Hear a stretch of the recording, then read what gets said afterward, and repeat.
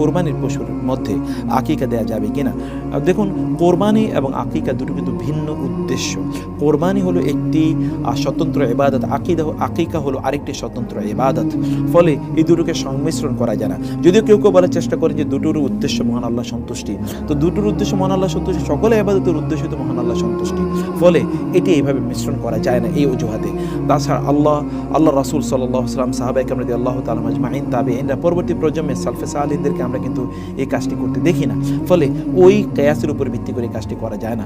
তৃতীয়ত বিষয় হচ্ছে, আমরা দেখি যে আকিকা কিন্তু একটি নির্ধারিত সময়ের সাথে আবদ্ধ। সেটি কি, কোনো সন্তান যখন জন্ম নেয় তখন তার 7ম দিন আকিকা করা লাগে, এটি সুন্নাহ পদ্ধতি। তারপর আয়েশা রাদিয়াল্লাহু তাআলা বর্ণনা মতে 14তম দিনে বা 21তম দিনে ব্যক্তি আকিকা করবেন। এখন দেখুন, আপনি আকিকা করছেন হচ্ছে সন্তান জন্মের 7ম দিনে, আর কোরবানি তো আপনার সাথে সম্পৃক্ত।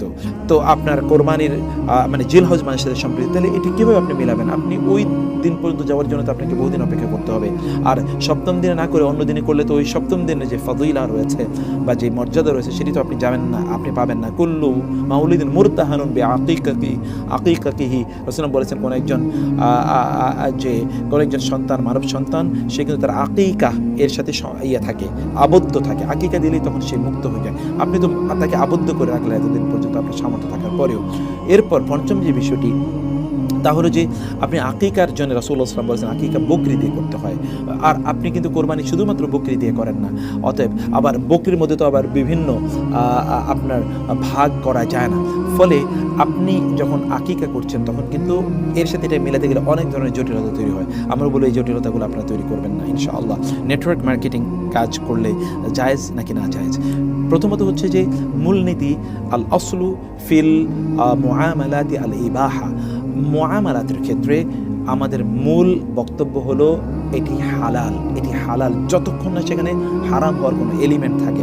এখন আপনি যে নেটওয়ার্ক মার্কেটিং অথবা নেটওয়ার্কের যে কাজগুলো আপনি করছেন, এর মধ্যে যদি হালাল এলিমেন্ট না থাকে, যদি হারাম এলিমেন্ট থাকে তাহলে বা হারাম কম্পোনেন্ট থাকে, তাহলে সেটা হারাম হয়ে যাবে।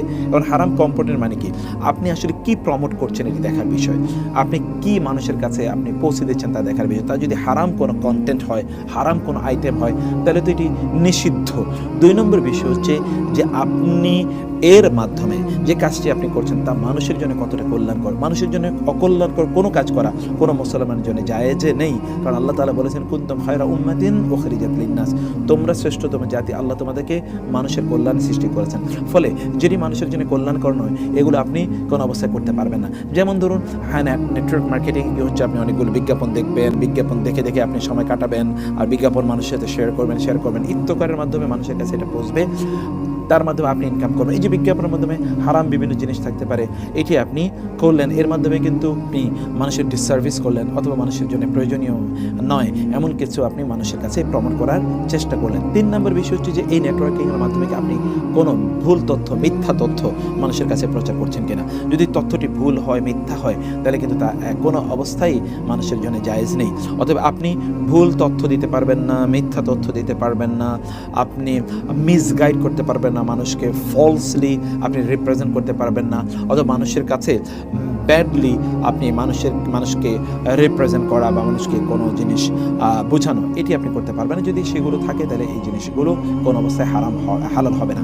চতুর্থত মূলনীতি হলো তা আপনার জন্য ড্যামেজিং কিনা। যেমন অনেকে ধরুন বিভিন্ন ডিভাইসের দিকে অপ্রয়োজনীয়ভাবে তাকিয়ে থাকতে এটা তার মধ্যে একটা অ্যাডিকশন তৈরি হয়, ফলে আপনি শারীরিকভাবে ক্ষতিগ্রস্ত হবেন, মানসিকভাবে ক্ষতিগ্রস্ত হবেন, এমন কোনো বিষয় এখানে আছে কিনা।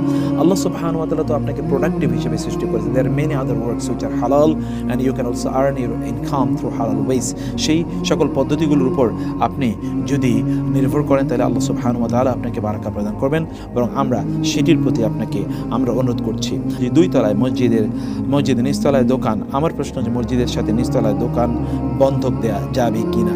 দেখুন, 2 তলায় মসজিদ, নিচতলায় যদি দোকান হয় তাহলে এইরকম মসজিদের পরিচালনা করা জায়েজ আছে, তাতে কোনো সমস্যা নেই ইনশাআল্লাহ। এখন মসজিদের নিচতলায় দোকান বন্ধক মানে কি, আপনি কেমন বন্ধক রাখতে চাচ্ছেন সেটি আমি বুঝতে পারিনি।